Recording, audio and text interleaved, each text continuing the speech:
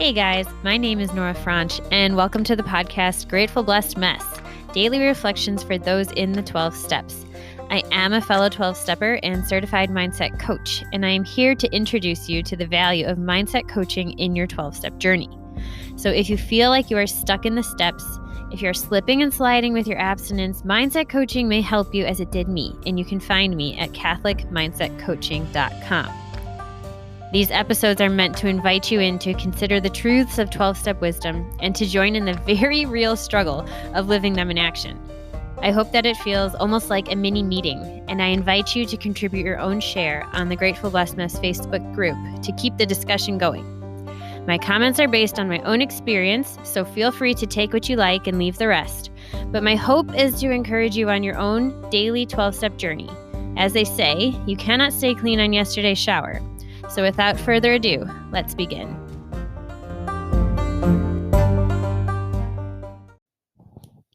Hey guys, Melody.The's The Language of Letting Go. Feeling Good, the reading for May 6th, page 126. Make yourself feel good. It's our job to first make ourselves feel better and then make ourselves feel good. Recovery is not only about stopping painful feelings. It is about creating a good life for ourselves. We don't have to deny ourselves activities that help us feel good. Going to meetings, basking in the sun, exercising, taking a walk, or spending time with a friend are activities that may help us feel good. We each have our list. If we don't, we're now free to explore, experiment, and develop that list. When we find a behavior or activity that produces a good feeling, put it on the list. Then do it frequently. Let's stop denying ourselves good feelings and start doing things that make us feel good. Today, I will do one activity or behavior that I know will create a good feeling for me. If I'm uncertain about what I like, I will experiment with one behavior today. Yeah, recovery. I know I talk a lot about like the hard, heavy stuff, but we're not just supposed to stay alive. We're supposed to thrive. That's the point of program and recovery, and where that's the goal I have for all the clients that I coach, that they live a thriving life. And I think a lot of the times we get lost in the negativity and the heaviness of it. But this is a good point. And this was something that was really hard for me to do. Hard for me to even come up with something to do early or even in the middle of recovery with where I am right now.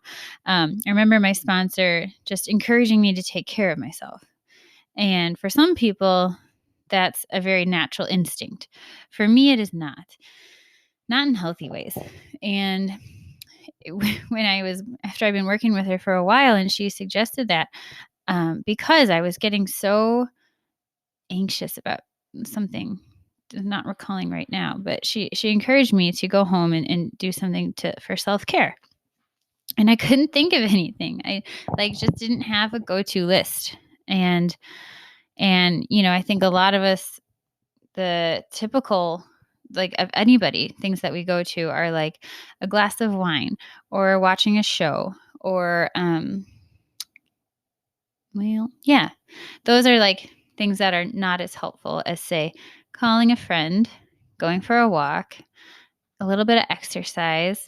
Some people like baths. If I had a very nice bathtub, maybe I would, and little people not jumping in it with me. That would be nice, but like a hot shower. And actually, that's something I did with my most recent maternity leave. I try to learn from something each time and do it better the next time. But I made a commitment to take a hot shower every day instead of just going along with this idea that there's too much to do, I can't get away.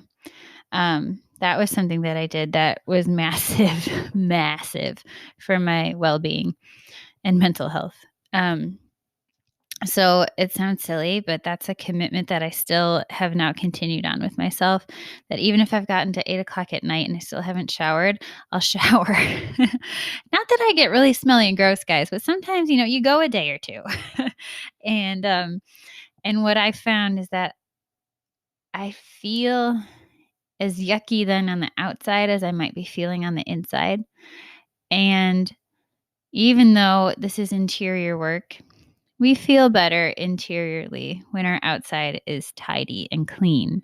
So I'm finding that with my home as well. This is interior work, but I'm seeing that they kind of reciprocate each other. If I'm all messy interiorly, it spills out into my exterior life and actions. And if I'm all messy exteriorly, it seeps into my interior peace. And so, even we're trying to keep a cleaner home, a tidier home. I shower every day.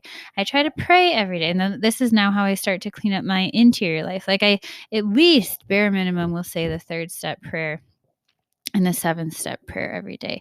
But I like to do a lot more than that. And sometimes the day gets away from me, or I hit the ground running the second my eyes open, and things happen with young family life, and that's an area of my life that I get to grow in compassion with. But things that make us feel good are important and are in keeping with our dignity as human beings, that we take care of ourselves, and we're actually wired to enjoy things that make us feel good. The reason why we enjoy a quality glass of wine is because it's good ingredients. It's good stuff. And we enjoy yummy, good food because it's yummy. And our senses are made to delight in something that's delicious because that promotes our physical existence, things like that, where we're meant to feel good. A shower feels amazing. And guess what? You actually live longer the better your hygiene is, because then you don't get infections and weird things that nobody wants to talk about because you're keeping yourself clean and tidy. And that also goes into our interior work. When we don't clean it up, when we don't keep an eye on things and put things right that have fallen over, it gets out of hand and out of control and looks too overwhelming, or we have an actual spiritual or mental illness that ends up coming from that, because at that point the interior is so messy and snarled, it's hard to identify the root, or it's hard to clean it up right away. It takes a very long time. And so if maybe we should all just commit to doing one thing today that makes you feel good, some action you can take that is good for you, that helps you feel good, and then that'll seep into your interior self as well, and you'll just feel better. So whatever that is for you, maybe you guys want to jump on the Facebook page, the Grateful Blessed Mess Facebook page, and you can share whatever that one thing is for you. For me, I know this morning I got on the elliptical before the kids woke up, and that's huge for me in terms of helping me feel good and have energy to start the day. And I also showered. That's like a double whammy, guys. Anyway, so if you want, share it, and we can encourage each other to do that today. And maybe then a day at a time, we can choose to do one thing that is good for us, because we were made to be happy. We were made to be whole, and we were made to feel good. That's why it feels good to feel good. So I want that for you, and I want that for me. With that, I pass.